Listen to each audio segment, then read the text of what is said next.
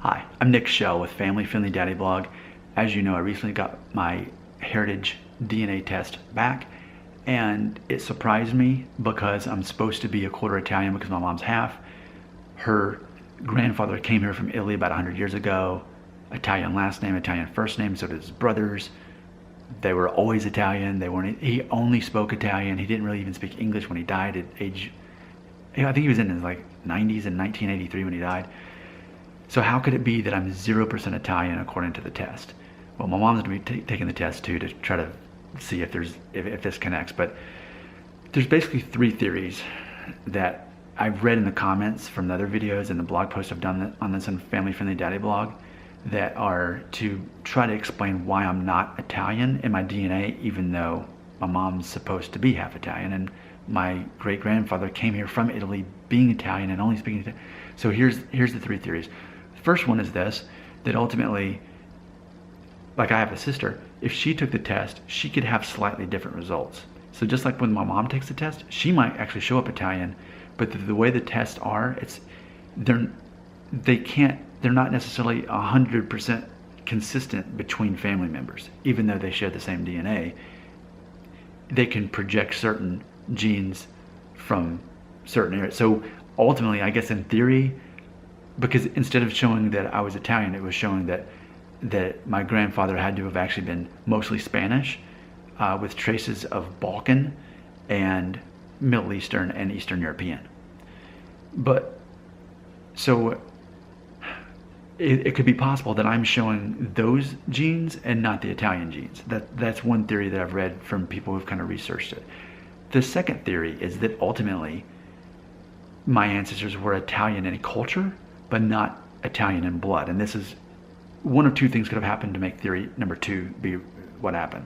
Is that just like America is a melting pot and easily has been for, especially 100 years ago when everyone was arriving here, what are they doing? They're changing their names, shortening their names, becoming like everybody else, to fitting in, not being the outsider, not being the immigrant, right? So it's possible that my mainly Spanish or Portuguese ancestors settled in Italy for a generation or two. When they named their kids, they named them the Italian names that my ancestor did have. I mean, it was like Giuseppe and Luigi and all those names. That's the names they had, including a last name Metella that was also Italian.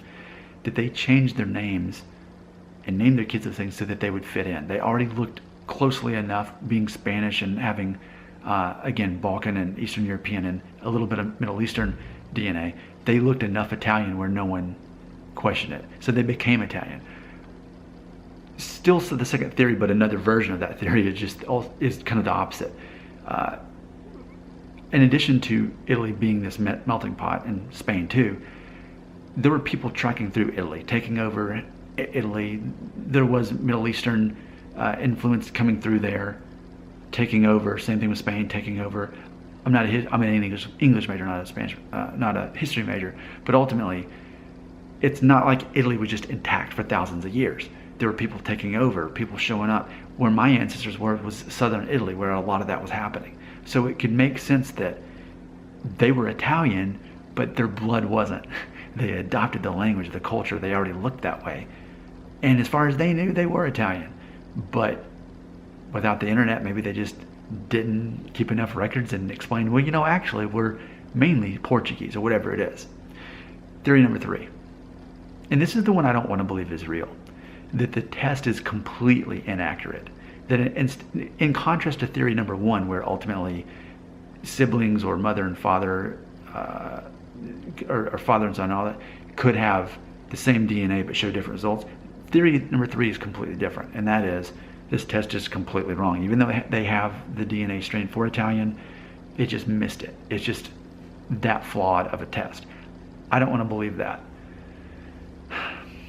But those are the three theories that I'm sorting out right now to try to understand how I'm not a quarter Italian, but more importantly, how my mom's not half Italian, and most importantly, how my Italian grandfather wasn't actually Italian the whole time.